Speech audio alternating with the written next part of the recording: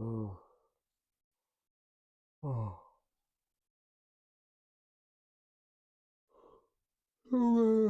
Slice. The cat's gone psycho. The cat's gone psycho. Whoa, whoa. The cat's gone psycho. Whoa, whoa, whoa. The cat's gone psycho. What the hell is with that? What's wrong with a cat? Doo doo. Doo doo doo doo doo doo doo doo doo doo doo doo doo. The cat's gone psycho. Whoa, whoa. The cat's gone psycho. Whoa, whoa, whoa. The cat's gone psycho. What the hell is with that? What's wrong with the cat?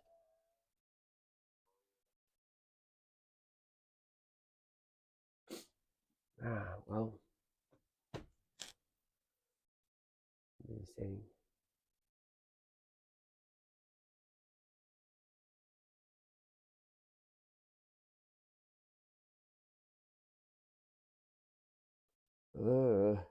Time for morning show.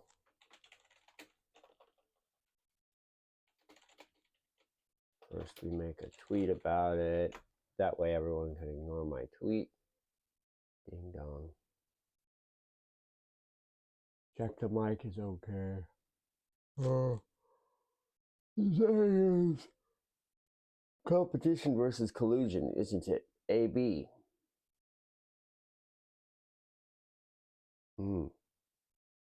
Yeah. Yeah. I guess it is.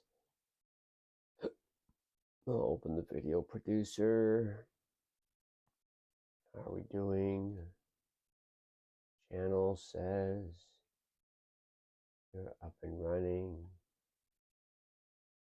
How you doing? Everything appears to be in order here. All right.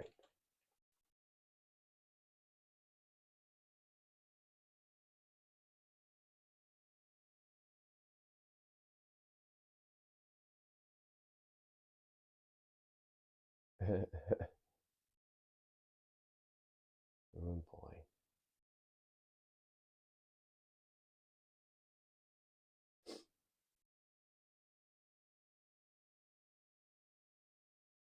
Oh.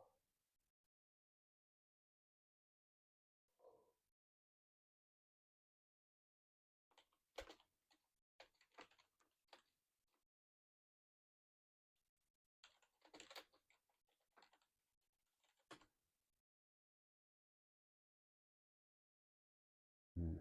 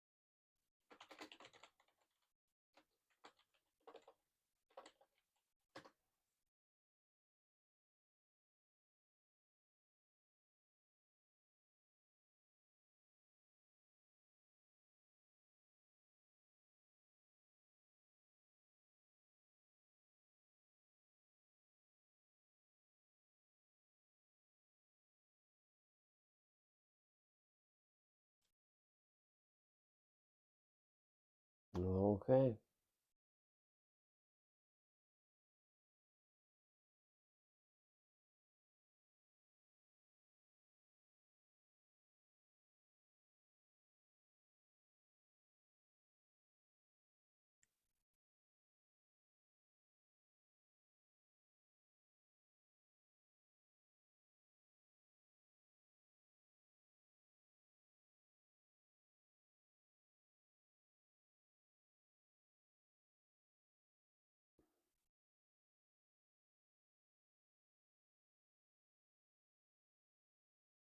Does everybody out there know what time it is?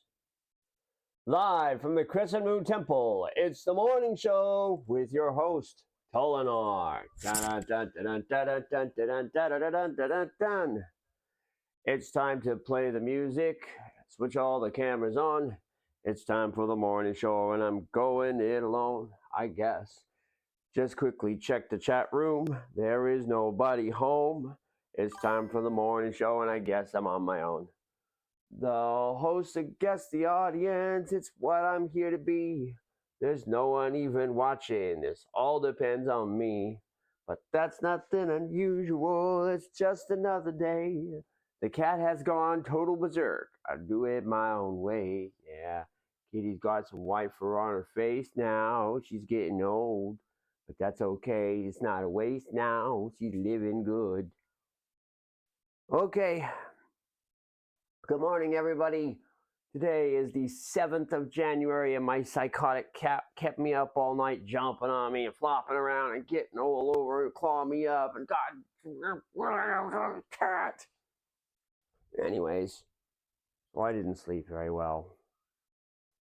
Cat's just sitting there like it didn't do anything. Start the music. Start the music.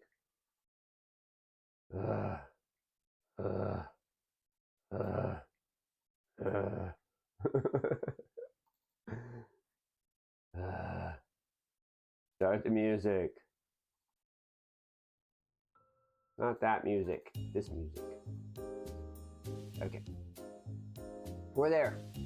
I think. Maybe a little loud. Oh, it's just a little loud. Tune that a little bit. How are we doing? Okay.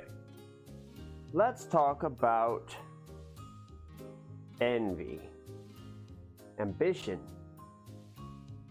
and how it hurts and helps society. Today's conversational topic is competition versus collusion and its role in human existence. Ever since people discovered the concept of numbers, some folks have wanted more, and that's surprisingly okay. You'd be surprised how often the progress and history of humanity has been pushed forward by unconscionable jerks. People who insist on having more for themselves, from Christopher Columbus to the founder of McDonald's. People who are serious about gains tend to perform more because quantity is their goal. But is that good? Is that bad? Let's examine a game. We'll talk about the prisoner's dilemma. So, two men have committed a crime together, perhaps, or perhaps they didn't. Perhaps they merely stand accused of a crime. Whether the crime actually happened or not does not matter, because the two men have been detained together. Now, the police very quickly separate the two men and take them into separate rooms, and each one is told the exact same thing. Both men are told that it's obvious they did this crime. They're going to both get sentences for this. They're told to confess right away. In particular, they want to hear the details of what the other person did. So, as long as they receive a commuted sentence from both people, then, well, both of them will receive proper sentences for their crimes done. However, if one person decides not to talk and the other person talks, then all the crime is pinned on the person who chose not to talk. They'll get a harsh sentence while the other will be set scot-free. Incentive to hurry up and tattle.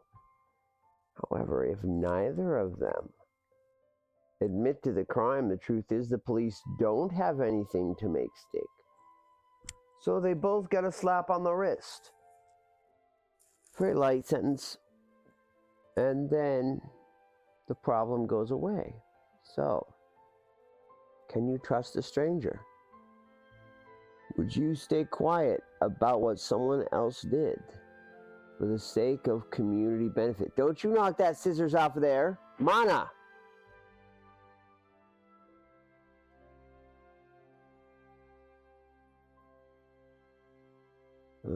Betrayal cat. You're gonna hurt yourself. Look, I don't want you to do that. Give me that. Cat's like, shit. Well, what you gonna do to yourself? Oh boy. Cat's gonna go eat to make itself feel better, I guess. I got upset because it tried to knock the scissors off the table. Anyways.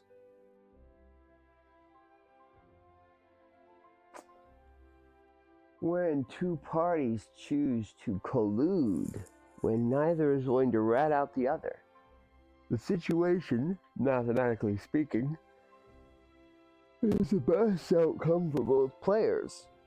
But both players are incentivized to rat out the other person, to betray.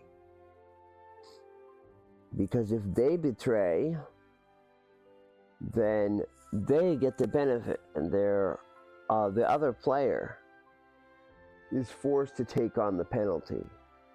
In the meanwhile, there's no guarantee the other person isn't going to also betray. In which case, you'll get stuck with everything.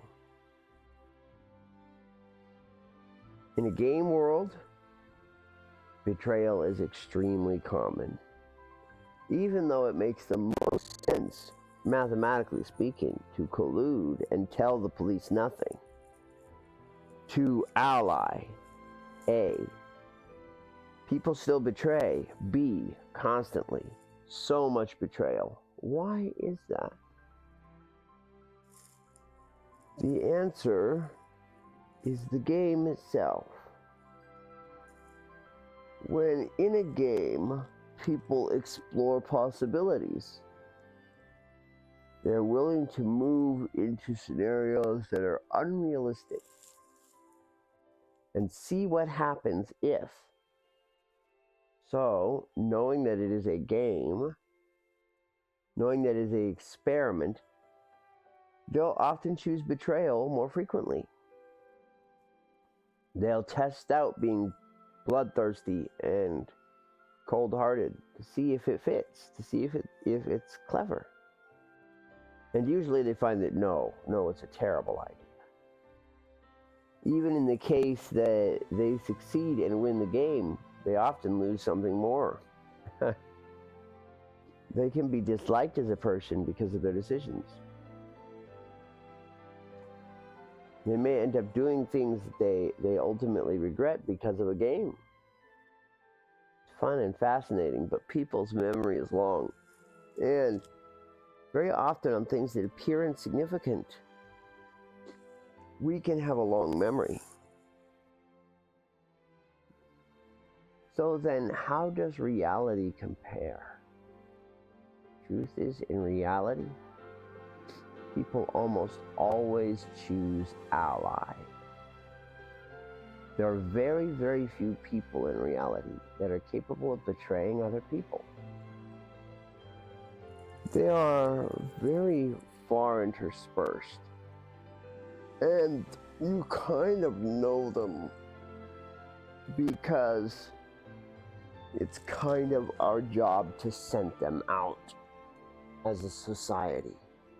As a society, we're constantly under watch for people who don't play nicely, for people who are willing to break the AB system. We acknowledge that they could be dangerous.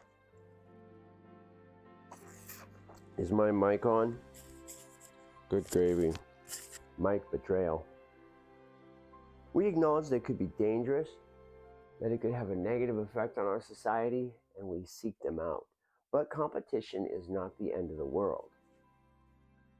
It's very important to understand that competition drives us to be better.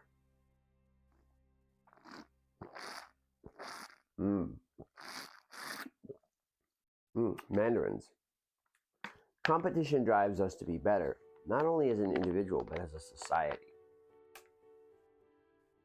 Competition gives rise to effective commerce.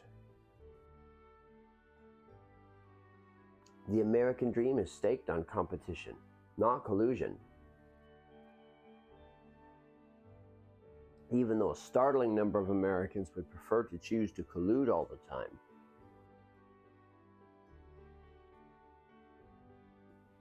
But could we handle a system like that? If everybody gets the same thing, or there are public wealth distribution systems, you end up with a structural concept like communism. How would Americans respond to that? A number of them would respond to the actuality favorably, but the idea horribly. Again, when virtualized, we hate it. But when we are confronted with it in reality, we are fine.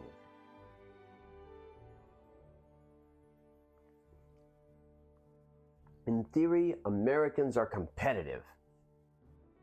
In practice, Americans are cooperative. That's the nature of our people. And when it comes down to it, we support one another when we can and have to. Then when we think about Americans, we think about them as cutthroat people, people who are foolish, who can be dangerous. We see other Americans as competitors, but only in theory.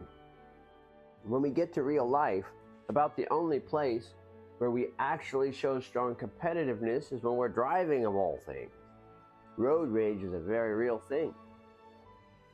But if you go through the retail world, it's a lot of cooperation. If you look at things like corporations, and yes, there's competition all across the board, competition. I think that's because it becomes virtualized. People become so disconnected from reality when they're busy running a business or talking on a boardroom or considering the stock option. They don't feel the personal gravitas, and so they choose to compete. But whenever it's in person, people choose to collude. They choose to work together. To do otherwise is rare.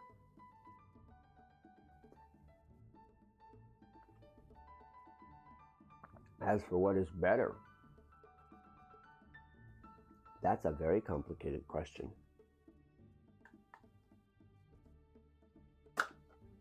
It was competitiveness that led to the assembly line. It was competitiveness that led to the Industrial Revolution. People didn't reach the space race. People didn't win the space age by holding hands and crossing fingers. It's not what happened. People got very competitive. We heard that another country was going to get to the moon first, and so we jumped on our own progress. We sought to do it first because we wanted to do it first because, well, we should compete. So flares of competition can be important. Competition can help us see our own potential. It can provide a leverage for self-development that otherwise wouldn't be there. Now, ambition has two sides to it. On the one side is envy, where you see that some people have something good, so you want to have that something good for yourself. Other people have more than you. You want to have more. You want to be the one who has the most. And this is all standard competition.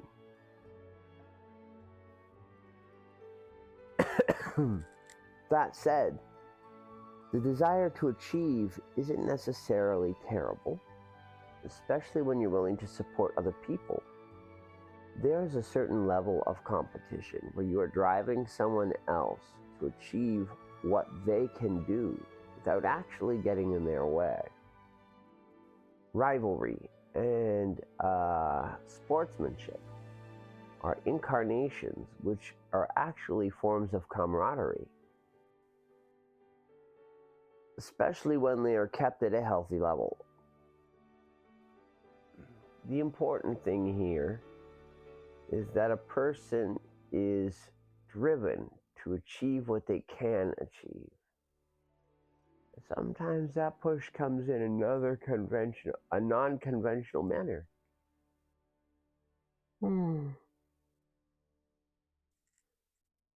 No, that doesn't mean we need to play games with bombs strapped to our necks. Yes, I'm referring to the video game series. But, you know, a little bit of cooperation goes a long way. In the same respect, a little bit of competition goes a long way. What about us? Is it better then to just be competitive with everybody? I don't know.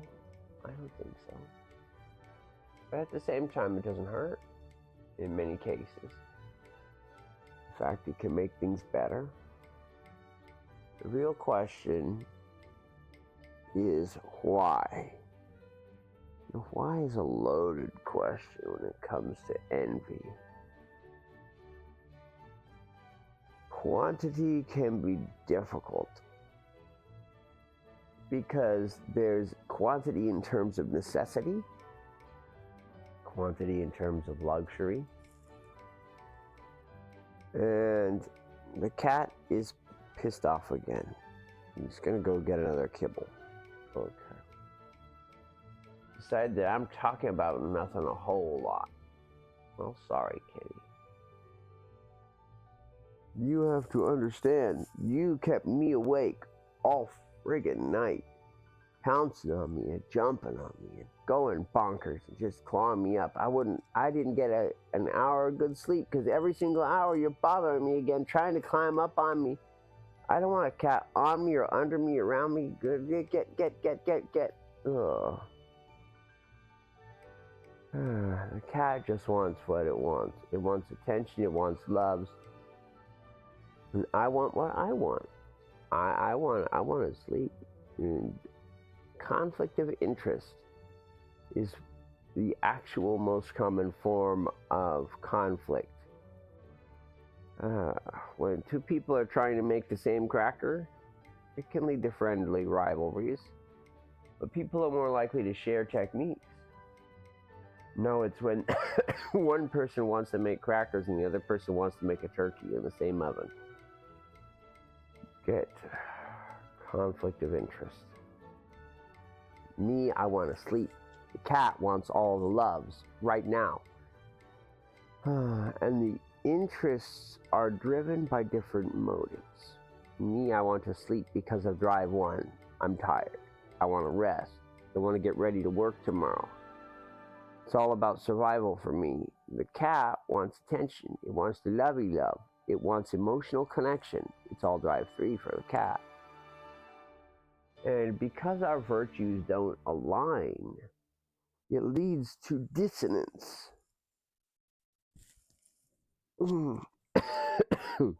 It's a little different from envious behavior because somebody is obstructing you in a way that doesn't seem useful for them. The cat would be able to sleep well if it would just stay off me. We would both be able to sleep comfortably if I would just accept where the cat wants to lay, except not me. I wouldn't be able to sleep comfortably with the cat bouncing around on top of me. I've tried it. It didn't pan out. Doesn't pan out. The cat always gets really clawy and starts shredding me up. I need to sleep, doggone it. Meanwhile, the cat doesn't want to sleep alone. It doesn't sound good. It doesn't sound warm or nice. So it wants to get over there. Wow. I'm still sleepy. I'm so tired. The cat has ruined my sleep. Now when the morning show is a mess. The cat that thinks that doing the morning show is a mess. Like, why you got a yak in that mic? There's nothing good about it. You're just making a noise.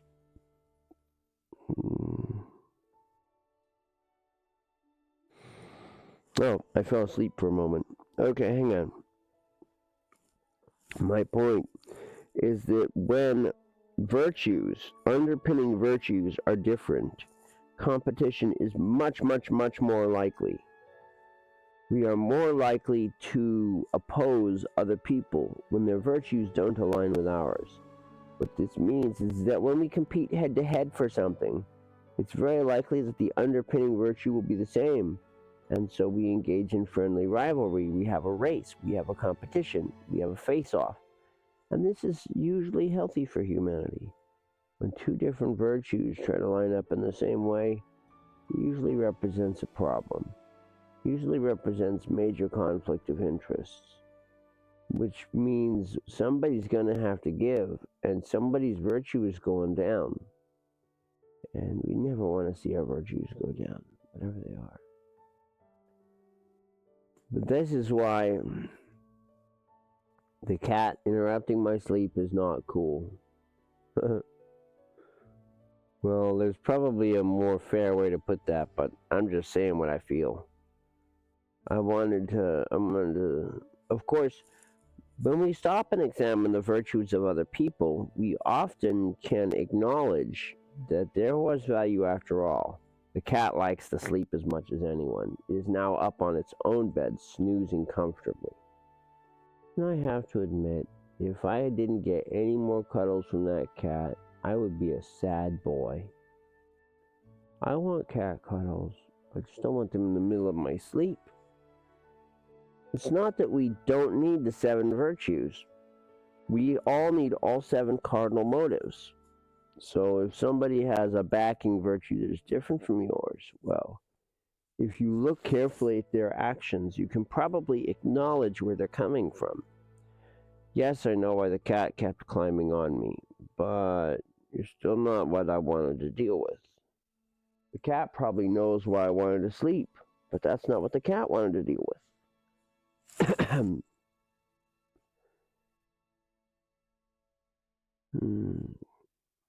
These moments are the most difficult to collude in.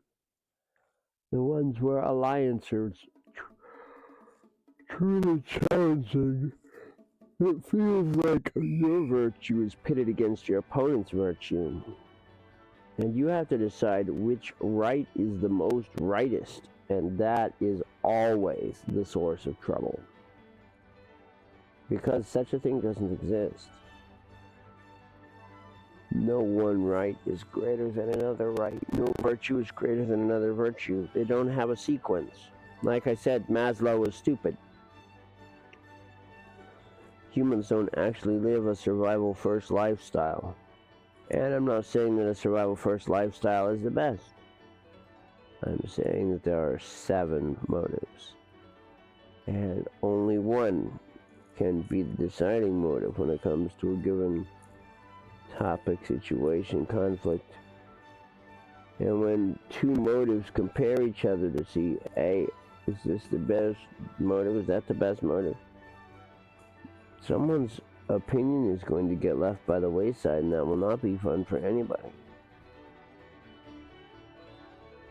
It can lead to the founding of new kingdoms and the promotion of new governmental powers, the starting of all sorts of things. All just because of a little disagreement about what belongs in a soup.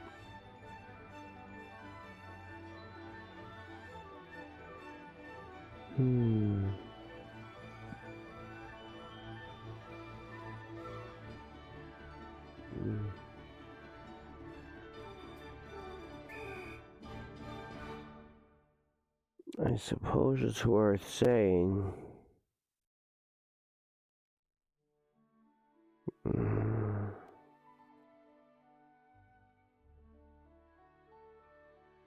that there are exceptions where a person's concept of virtue is poor. But usually,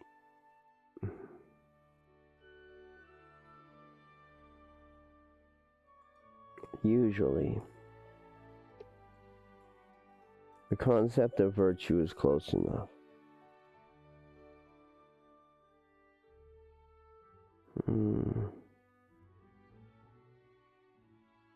You end up with elements of society where different policies lead to the promotion of different virtues, and it transforms into a competition between virtues, which should always have been a collusion between virtues in the first place. This is the one place where humanity is the most likely to adopt unnecessary conflict. If you have a different sentiment than the other person playing the A-B game, you're all the more likely to betray. Maybe you did what you did because you were starving and they were just greedy. Well, then betraying them might be a good idea, right? Well, no, but you can convince yourself of that. Maybe you did what you did out of love and they did what they did because they were bored. What kind of good reason is that? Should you betray them? What should you do? Maybe you did what you did because you thought it was fair and just.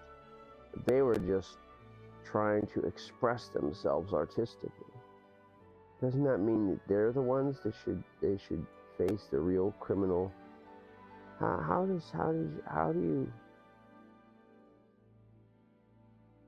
you see, when motives conflict, you end up with situations like this.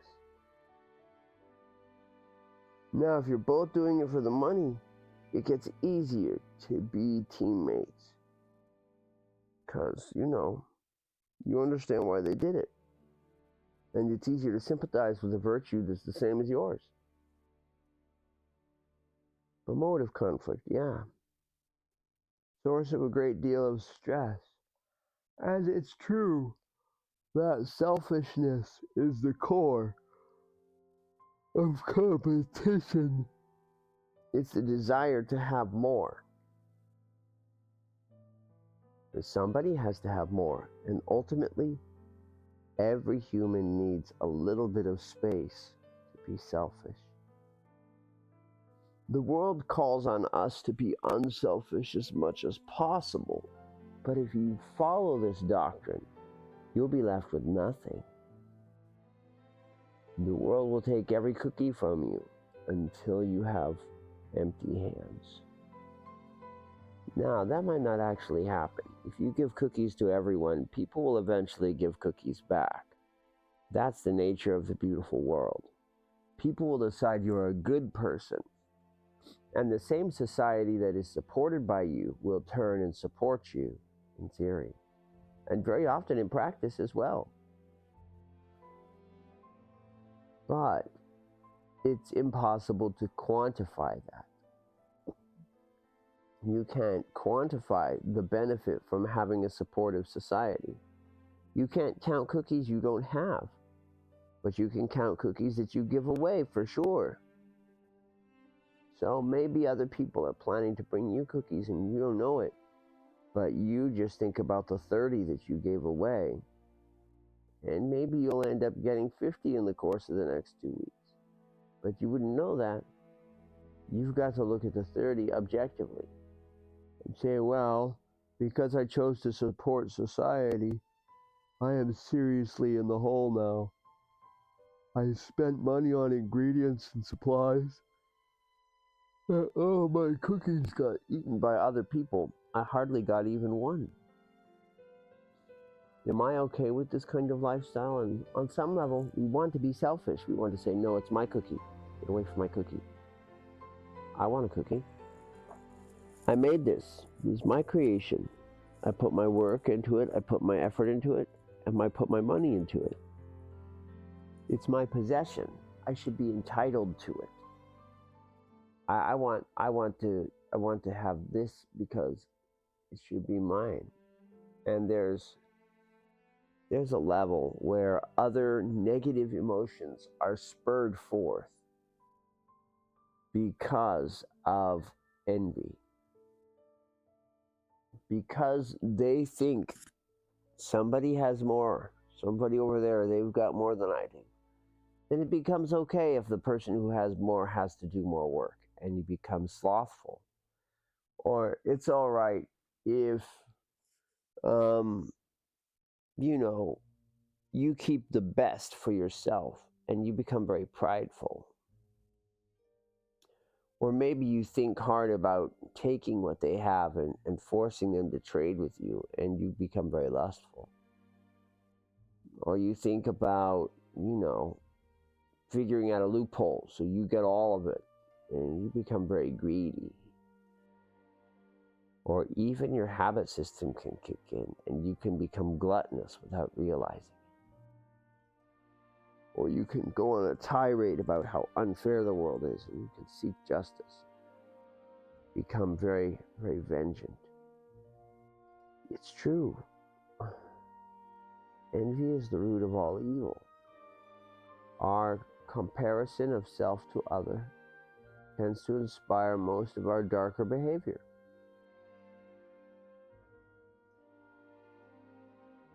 But we look at the sins in a very specific light, and it can be more complicated than that. You see, inside the human heart, there is no difference. A motive is a motive. When a person feels it, there's no way to tell the difference between love and lust. When a person thinks about it, there's no way to tell the difference between camaraderie and envy. When a person thinks about it, there's no difference between industry and sloth. They're both just different forms of efficiency. The motive carries the same pull. And so to resist these darker impulses means to control your own motives, which can be challenging. You end up acting not because you want to sin, not because you want to be a dark person, but because the motive will not be denied. And as it turns out, the incarnation that has been selected is a selfish one. Probably because the selfless one either wouldn't work out, wouldn't produce successful results, wouldn't be productive enough.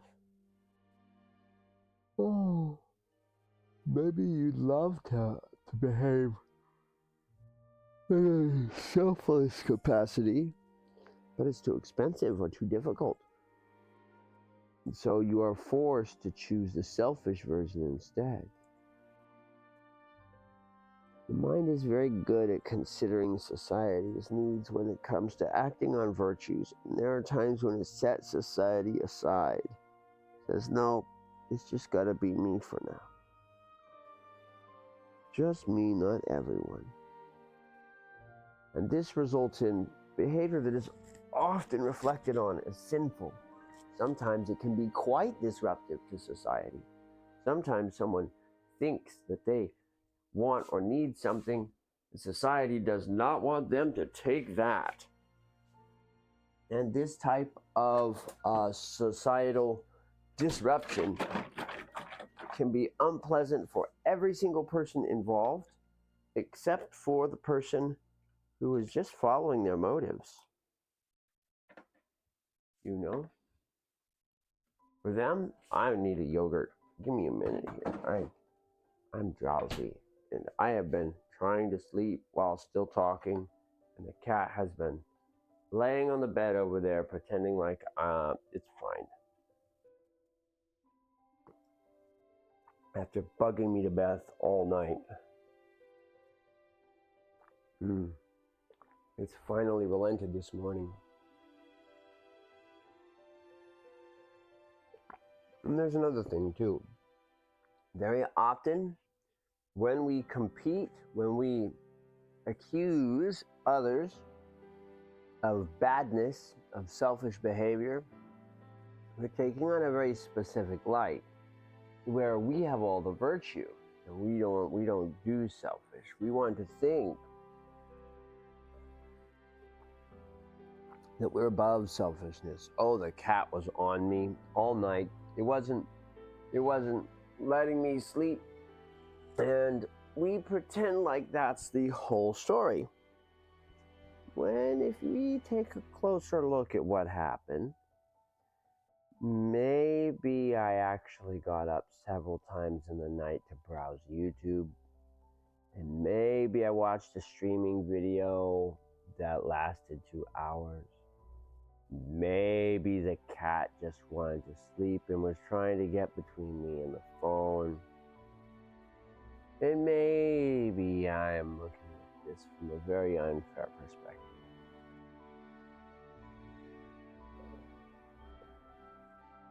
Just like maybe the cat understood that I cared about it. Maybe I devoted roughly half the night to petting it and loving it and rubbing on it, and it's fine. And maybe I don't hate that cat even a little bit. And the cat got pampered this morning because I couldn't find its food within 2 minutes, so I gave it a handful of snacks to go with it, and it got a double portion because I eventually found its ordinary food, and the cat got fed a little extra because cat. And maybe the morning show's not so bad after all. Maybe the morning show's not so bad after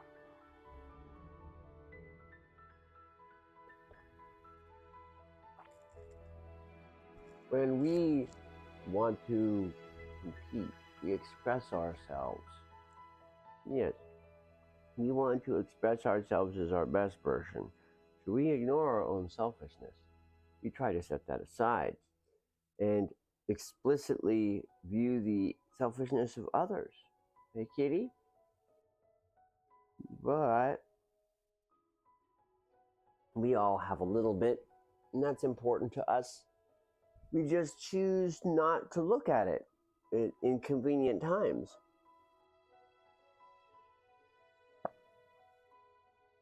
When we have a discussion to manage, when we have an argument to win, when we are competing, we want to see ourselves as virtuous and see everyone else as selfish. This isn't the real trick to effective competition. There comes a point where you simply have to accept that you are being selfish.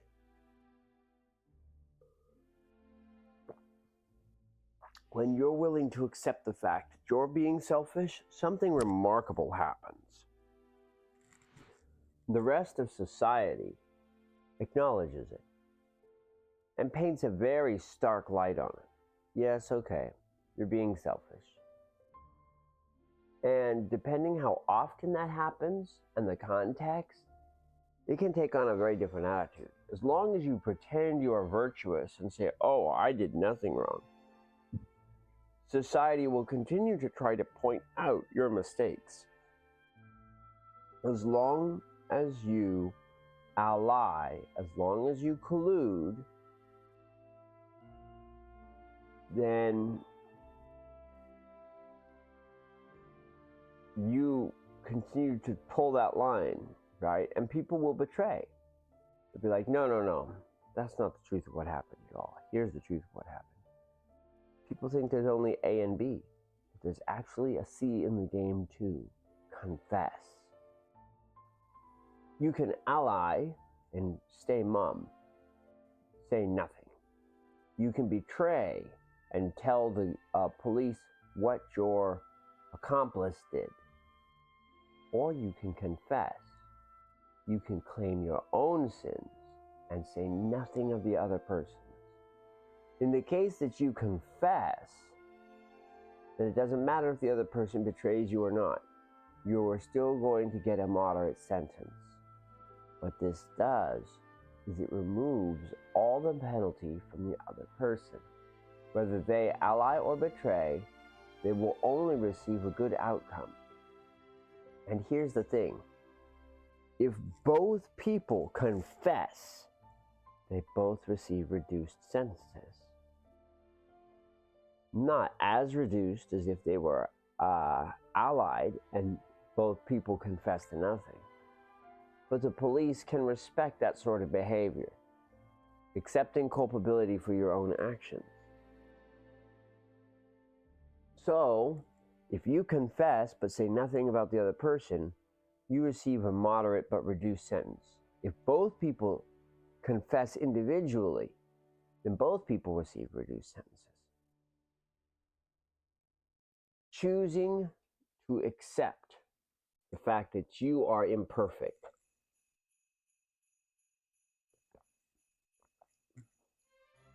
Choosing to accept when you are being sinful and not hiding it behind a veil of virtue, not pretending like you are being a goody two-shoes, is the trick to getting society to accept your sinful side. Okay, yes, I like boobies. Is that what you wanted to hear? Something like this? Or something like, oh, I have to have these video games because I like doing all these things with the video games. I spent all of my money on the expensive suit. I eat the really expensive sushi. I wanted to have all of the art for myself. I wanted to buy every last picture. I figured out how to share the Amazon subscription across all of my devices. I am the one who deserves to have access to all of them. I have the strong habits built up, so I'm the one who deserves all the goodies. The only one that doesn't do this is number 7, justice.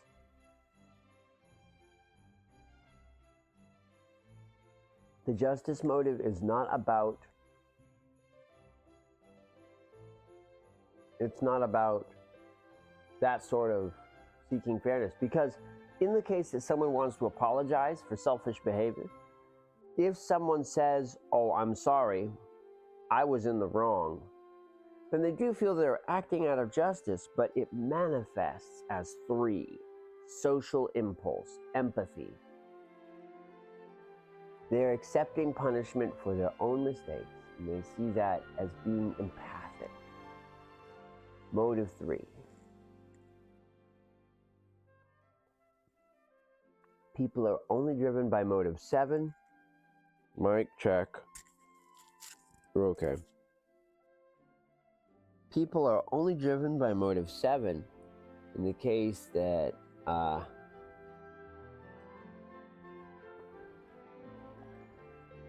they believe they've been wrong.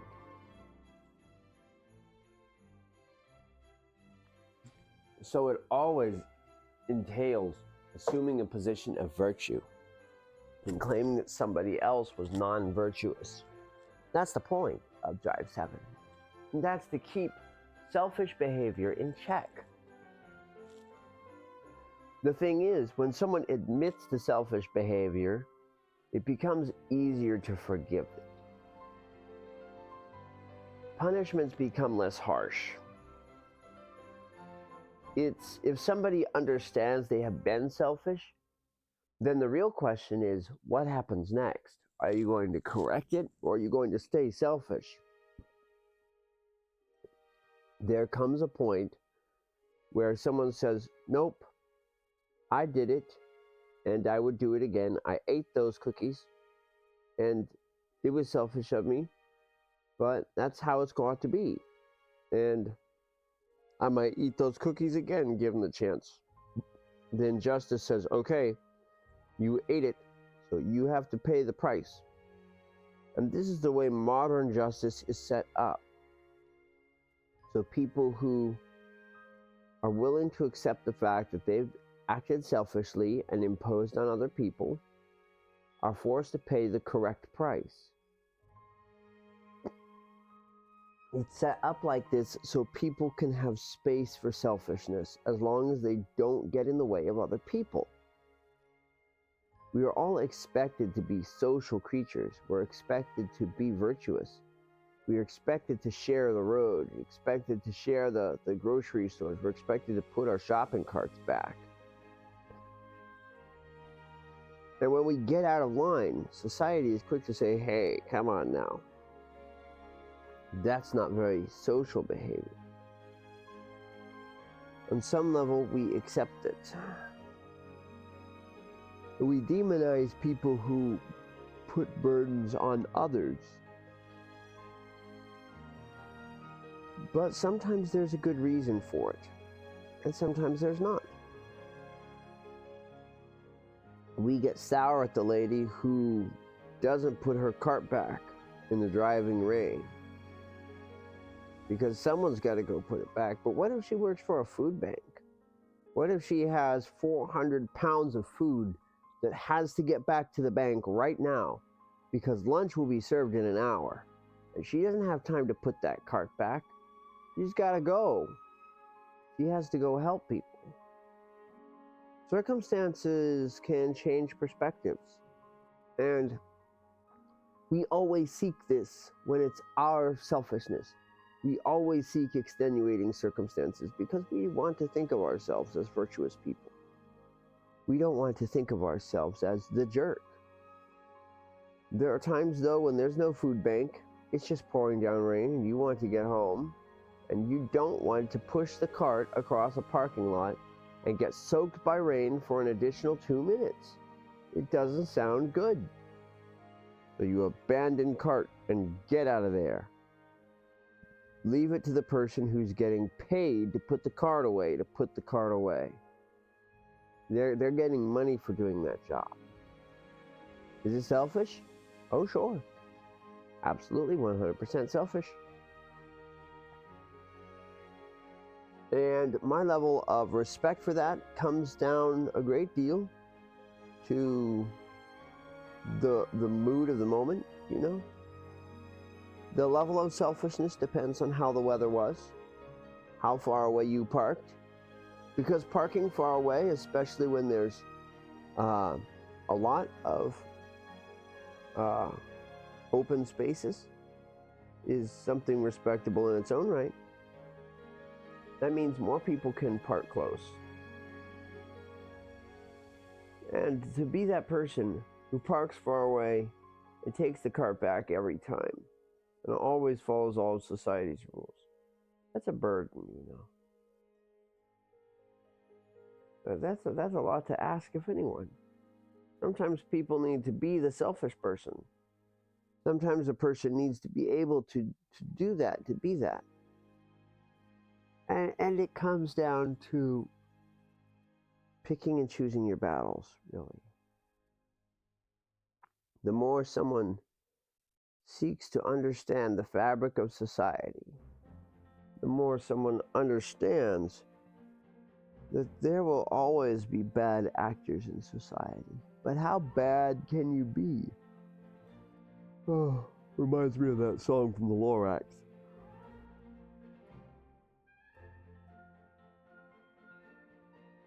There's a scale to these things, you know? The level of burden placed on society. And we have a crime and punishment system specifically rigged up to manage that. So, for example, somebody who steals money, well, if they steal $1 from their mom, that's a very specific level of crime. Whereas stealing a significant amount of money from a business is a different level of crime. There's a point where a person who is grabbing a snack in a grocery store to feed themselves, specifically because they are hungry, they've gone a few days without food now and they're starting to go a little crazy, that's not the sort of thing that a grocery store usually prosecutes. They will sigh and shake their head and be frustrated. But accepting small selfishness like this is part of social contract. We hope for better days. Then you got the person who's trying to steal a lot. And that's gonna be a different outcome for sure. You go past a bag of peanuts and people will ask you not to come back to the store because you have burned the bridge. But you keep going, you keep making it worse, and you're going to get the police involved now.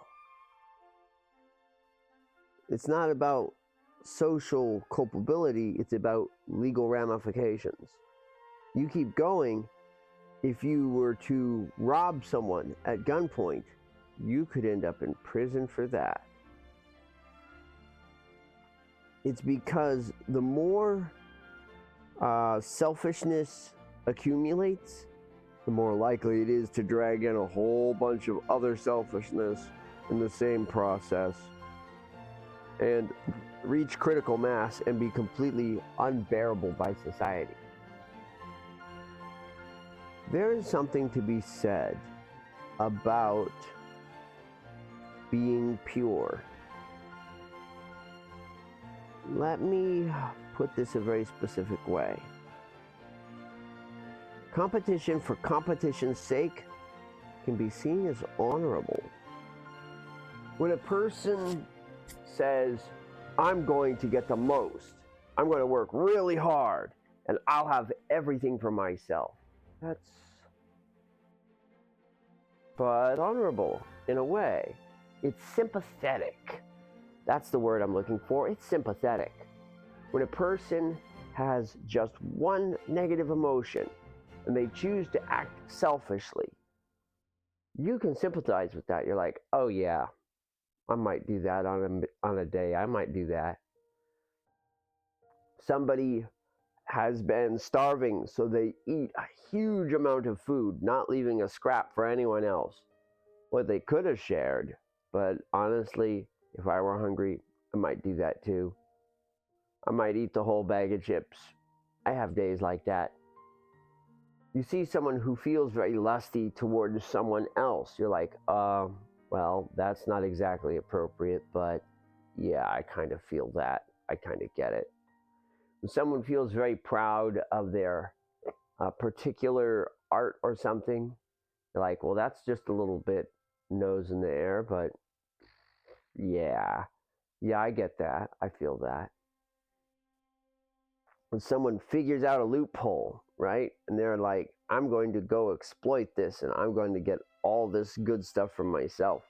I can manipulate reality and get it for me. You're like, that's just a little greedy. But honestly, if I were in the same position, I might do the same thing. Or a person has a bad habit and they're nursing their bad habit along.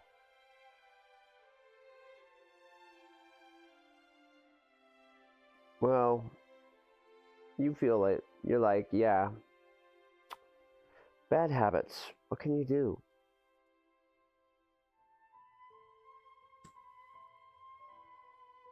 Even when it comes to someone lashing out. But the thing is, when it's a single drive, we easily form sympathy. We're like, oh yeah, I've been there. But when it's a compound virtue break, when people commit more than one sin at once, we lose our sympathy. Like, okay, so you got a little lusty. Well, that's fine. That happens. I could see that. But not only did you do that, but then you invaded their privacy. You were violent towards them. You endangered them. You took things that weren't yours. It's very, very hard to justify that. It's not going to generate any sympathy. When you mix more than one sin, you end up with something that people have trouble accepting. So, competition for competition's sake, fine. But if you compete and take someone's woman away, or you compete and you hurt someone in the process, or you compete and lie about the truth of who you are, what you've done, you become reprehensible. It's not the fact that competition is unhealthy. It's the fact that competition leads to other problems. And other problems can be too much for society to bear. I think that'll do it for the morning show. Thank you all for listening to my ramble. I'm mostly awake now. You all have a real good day out there. And I didn't record this. I'll have to get the Twitch stream. Sucks for me. Doggone it. Alright, I'll log into Twitch. Find this video and download it.